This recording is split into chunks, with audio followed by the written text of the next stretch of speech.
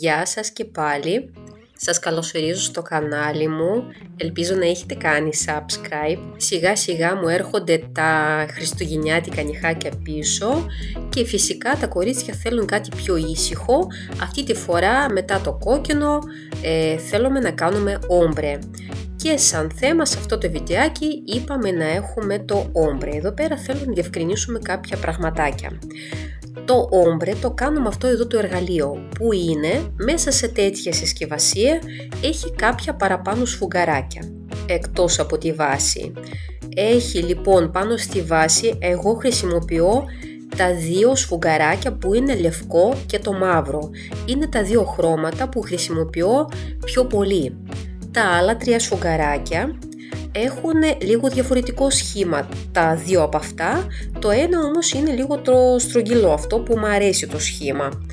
Δεν πειράζει, και αυτό που έχει τη μυτούλα και αυτό μπορεί να χρησιμοποιηθεί μια χαρά. Τα έχω όμως για κάποια χρώματα που δεν χρησιμοποιώ πάρα πολύ, είναι μία-δύο φορές που έχουν ζητήσει τα χρώματα. Σας λέω, περισσότερο μου αρέσουν αυτά εδώ τα στρογγυλά που τα έχω πάνω στη βάση. Βγαίνουν εύκολα αν θέλουμε να αλλάξουμε το χρώμα, μια χαρά βγάζω το χρώμα που έχω εκεί πέρα, βάζω κάποιο άλλο και συνεχίζω τη δουλειά μου με αυτόν τον τρόπο που σας δείχνω τώρα στο βιντεάκι. Αν τυχόν η πελάτησα μου ζητήσει κάποιο χρώμα που δεν έχω και έχω λερώσει όλα τα σφουγγαράκια, άνετα μπορώ να τα καθαρίσω. Τα βουτάω σε ασετόν μέσα και ακουμπάω σιγά σιγά το χαρτάκι. Και λοιπόν επαναλαμβάνω αυτήν εδώ την διαδικασία τόσες φορές, όσες μετά βλέπω ότι είναι καθαρό το σφουγγαράκι. Ξαναπάω δεύτερη φορά, βγάζω λίγη ασετόν, ξαναβουτάω μέσα σε ασετόν, ξαναπατάω πάνω στο χαρτάκι και έτσι με αυτόν τον τρόπο καθαρίζω άνετα και εντάξει, γρήγορο δεν είναι, πάντως καθαρίζεται. Και να μείνει λίγο χρώμα πάνω στο σφουγγαράκι μη σας απασχολεί. Δεν μπορεί να καθαριστεί όλο, να γίνει πεντακάθαρο, δεν πειράζει. Το θέμα μας είναι να μην αποτυπώνεται μαζί με το επόμενο χρώμα που θα χρησιμοποιήσουμε.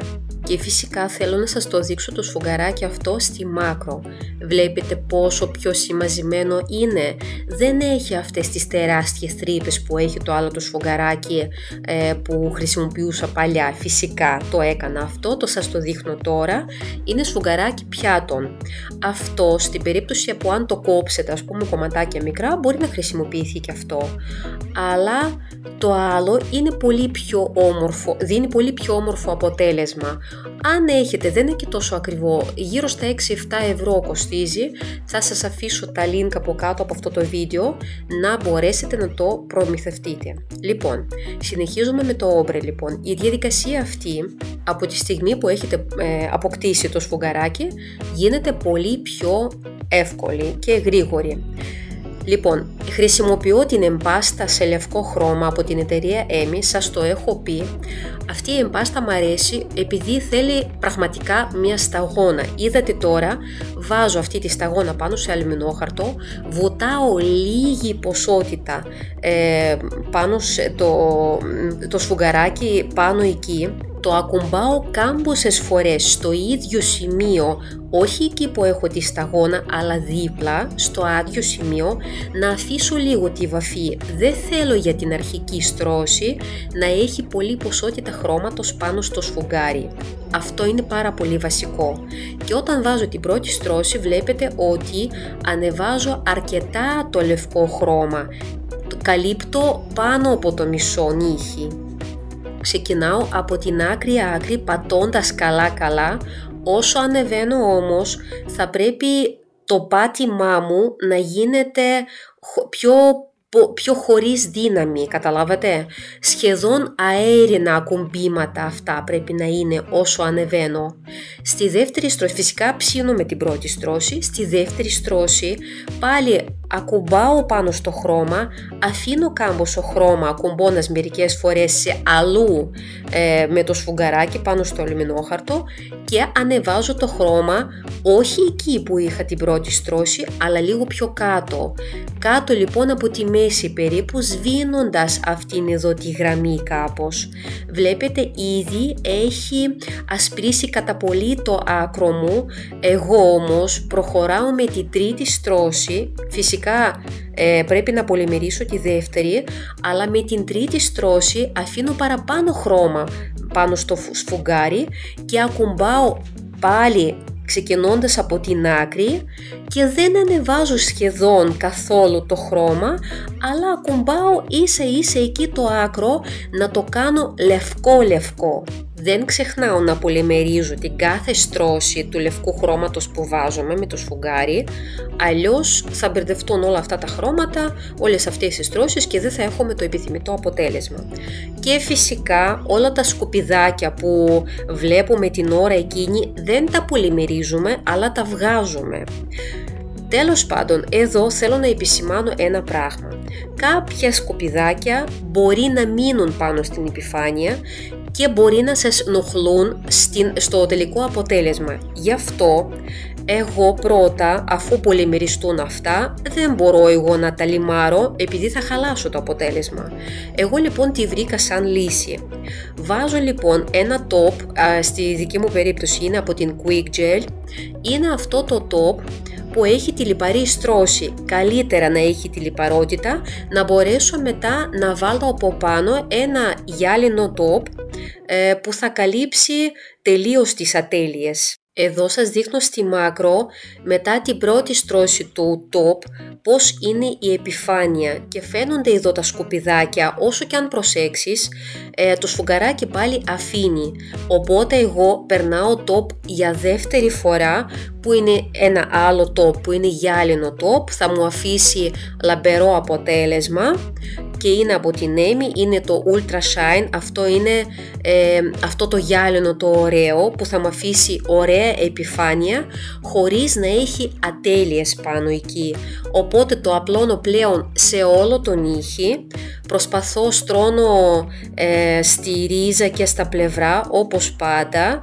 Αν βλέπω ότι κάπου μου ξεφεύγει, μπορώ να αναποδογυρίσω τον ήχη, να συσσωρευτεί πάλι κεντρικά όπως λέμε πάντα, και αφού το επιστρέψω στην αρχική του κατάσταση να το πολυμερίσω. Αποφεύγω να δουλεύω δύο στρώσεις μία πάνω στην άλλη, κάποια top που είναι no wipe.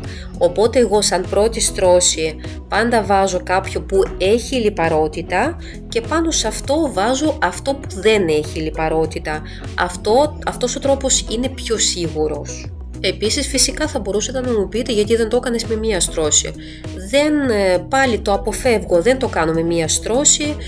Δεν θέλω εγώ να τρέχει από εδώ και από εκεί το top, συνήθως τα top είναι λίγο πιο ρευστά, αποφεύγω εγώ μετά να λιμάρω από εδώ και από εκεί και να είναι ό,τι να είναι, καλύτερα να το σπάσω σε δύο βήματα, είναι κάτι πιο σίγουρο για μένα. Στο τέλος, επειδή βάζουμε στον ήχη 150 στρώσεις υλικού και φαίνεται από κάτω και αυτό το μαύρο το δουλέψαμε με το σφουγγαράκι, φαίνεται λίγο άσχημα, πάντα εγώ από κάτω, όχι πάντα, αλλά τις περισσότερες φορές αναποδογυρίζω τα νύχια μας και βλέπω αν θέλουν, εάν δεν θέλουν, να το δουλέψω λίγο από κάτω. Οπότε παίρνω τη φρεζά που είναι πιο εύκολη για αυτές τις δουλειές. Στην συγκεκριμένη περίπτωση έχω τη φρεζά από το Αρτέσιο, σας την έχω πει, θα προσπαθήσω να θυμηθώ να σας την αναφέρω στο κουτί πληροφοριών. Μου αρέσει πάρα πολύ για κοντό νυχάκι επειδή έχει την διάμετρο μικρή, χωράει σε αρκετά λεπτές, σε αποστάσεις πολύ μικρές, οπότε την έχω αυτήν. Στο τέλος λιμάρω, τα δίνω λίγο πιο σωστό σχήμα με τη λίμα, μη φοβάστε ούτε και αυτό το βήμα. Τα εργαλεία πλέον είναι άλλης ποιότητας, έχουν αλλάξει τη φόρμουλα, μην νομίζετε ότι θα ανοίξει, μπορείτε πάντα να τεστάρετε τα υλικά, να κάνετε μια φορά έτσι, μια φορά αλλιώς, να τα γράφετε, να τα σημειώνετε σε κάποιο τετράδιο, μην αφήνετε έτσι την πελάτησα να φύγει.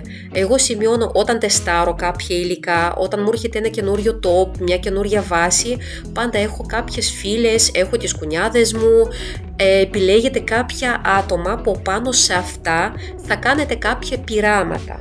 Συνήθως και εγώ είμαι πειραματόζω, οπότε κάνω τα νύχια μου στο ένα χέρι με άλλα υλικά, στο άλλο με άλλα υλικά και τεστάρω εγώ σαν γυναίκα με 4 παιδιά αν αντέξει το υλικό πάνω μου.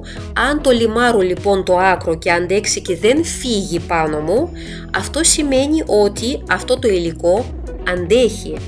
Και δεν μπορεί να μου πει πελάτησα ότι ξέρεις το και το δεν άντεξε. Δύσκολα θα την πιστέψω μετά. Φυσικά τα χέρια διαφέρουν ένα από τα άλλα, δεν μπορεί να είναι το δικό μου το ίδιο με πολλά άλλα, οπότε τα ίδια υλικά τεστάρουμε σε τουλάχιστον 4-5 χέρια για να βγάλουμε μία άκρη, μη σας πω και σε παραπάνω χέρια.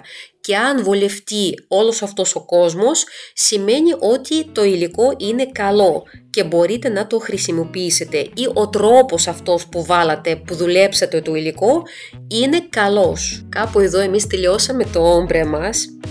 Σας ευχαριστώ πάρα πολύ που ήσασταν μαζί μου. Τα λέμε στα επόμενα βιντεάκια. Bye bye!